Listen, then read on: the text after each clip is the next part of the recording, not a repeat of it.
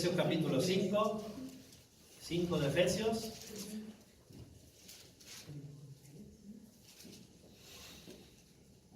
Versículo 21. Dice: someteos unos a otros en el temor de Dios. Las casadas estén sujetas a sus propios maridos, como al Señor.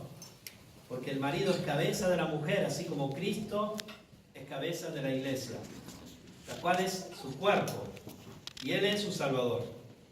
Así que como la iglesia está sujeta a Cristo, así también las casadas lo estén a sus maridos en todo. Maridos, amad a vuestras mujeres, así como Cristo amó a la iglesia y se entregó a sí mismo por ella para santificarla, habiéndola purificado en el lavamiento del agua por la palabra, a fin de presentársela a sí mismo una iglesia gloriosa, que no tuviese mancha, ni arruga, ni cosa semejante, sino que fuese santa y sin mancha. Así también los maridos deben amar a sus mujeres como a sus mismos cuerpos. El que ama a su mujer, a sí mismo se ama. Porque nadie aborreció jamás a su propia carne, sino que la sustenta y la cuida, como también Cristo a la iglesia. Porque somos miembros de su cuerpo, de su carne y de sus huesos. Por esto dejará el hombre a su padre y a su madre, y se unirá a su mujer, y los dos serán una sola carne. Esta mañana, ¿de qué vamos a hablar? Sometido a las unas a los otros. Las desgracias de las mujeres, los deberes del matrimonio, La fidelidad al esposo. ¿Cuál es el tema central de este pasaje? A ver. Cristo y la iglesia. Amar a la mujer. Amén. Cristo y la iglesia. Este pasaje habla así del marido, de la esposa, pero en realidad está hablando de algo mucho más alto, de lo cual el matrimonio es solo una figura. El matrimonio es solo una figura. Fíjense el versículo 32, que dice: grande es este misterio, mas yo digo esto respecto de ¿quién? De Cristo y la iglesia. El versículo que esta mañana vamos a estudiar es el versículo 30. El versículo 20 y 30 dice: porque somos miembros de su cuerpo, de su carne y de sus huesos. Porque somos miembros de su cuerpo, de su carne y de sus huesos. ¿De qué está hablando él? Lean. ¿Qué dice? A ver, una explicación rápida. Somos el cuerpo de Jesús. ¿Quién es? La iglesia. La iglesia. Acá no está hablando del marido, de la esposa, no está hablando del deber del marido, del deber de la esposa, sí, antes habló de todo eso, pero en realidad está hablando de algo mayor todavía. Todos esos deberes del marido, de amar a su esposa, la mujer de someterse a su marido, de haber respeto mutuo, someter unos a otros, en realidad son simplemente una derivación de la enseñanza. ¿La enseñanza cuál es? Cristo y la iglesia. Que nosotros, los miembros de la iglesia de Cristo, somos parte de sus miembros, de su cuerpo, ¿qué más dice? Y de sus huesos. Ese es el versículo que nos interesa hoy. Y va a estar muy relacionado con lo que después vamos a hacer, la firma de la iglesia local. Ahora, primer punto. Ser miembros de Cristo significa ser miembros de su cuerpo. Ahora, ¿qué es el cuerpo de Cristo? La iglesia. Defínanme la iglesia. ¿Qué es la iglesia?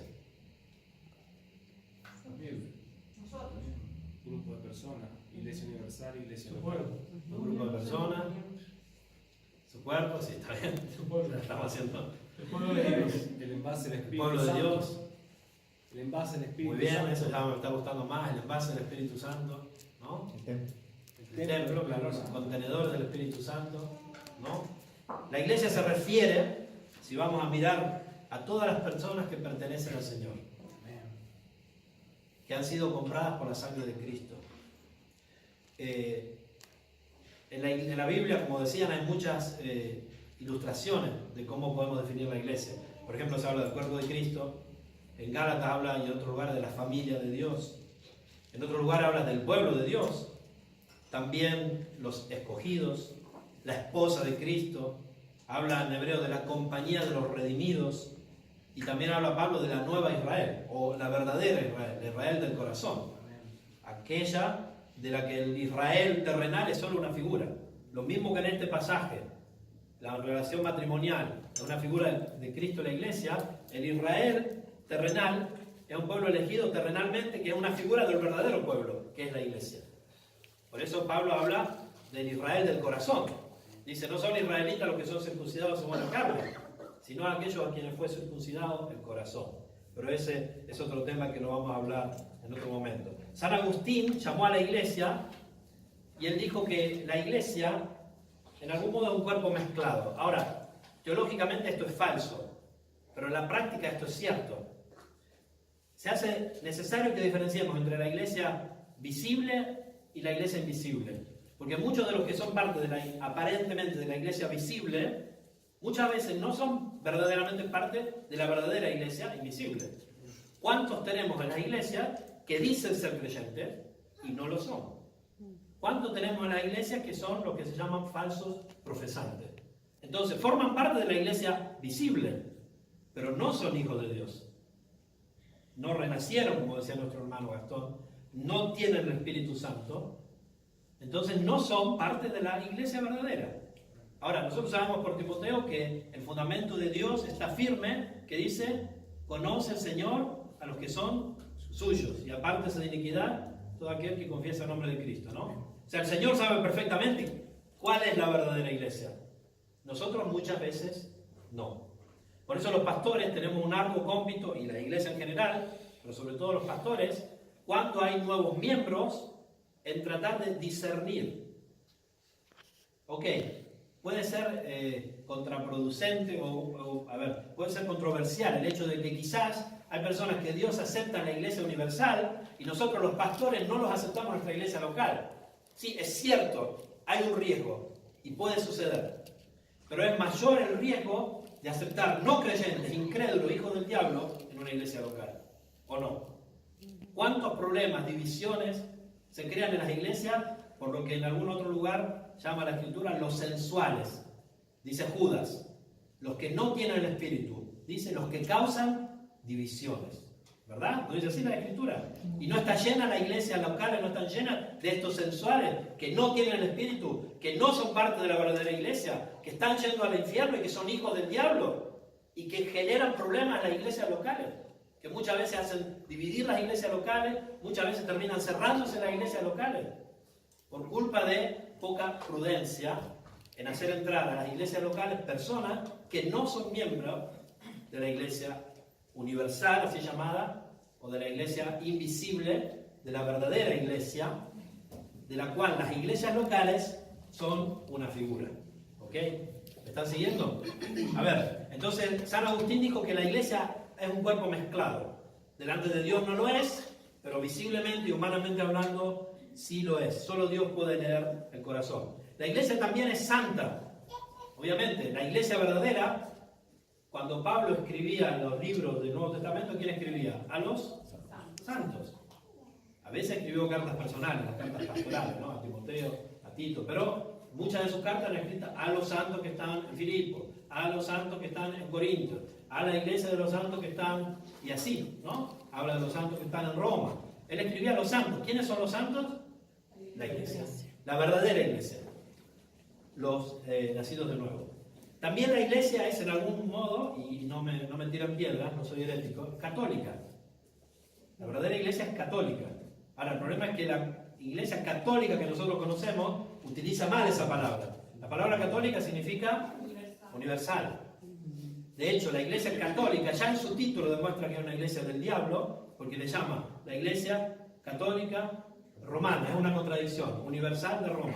No puede ser, ¿no? Bueno, la iglesia, por concepción, la iglesia de Cristo verdadera, es católica porque es universal. Es decir, dice en Apocalipsis, en ese día, que de cada lengua, pueblo y tribu habrá hijos de Dios. No todos se salvarán, pero de cada etnia, podemos decir, de cada raza, de cada pueblo, habrá elegidos. Y eso nos demuestra que Dios no hace excepción de personas. Dios no elige según la persona que Él elige. Dios elige según su designio, su propósito. No según las calidades que hay en las personas. Y eso nos habla de la gracia. Y la iglesia también es apostólica. Nosotros tenemos el fundamento de la iglesia que es Cristo. ¿Ok? la roca, la base, y después tenemos los fundamentos de los apóstoles. Obviamente, nosotros seguimos las enseñanzas de los apóstoles. ¿Quién instituyó a los apóstoles? Cristo. ¿Ok? Él instituyó a los apóstoles.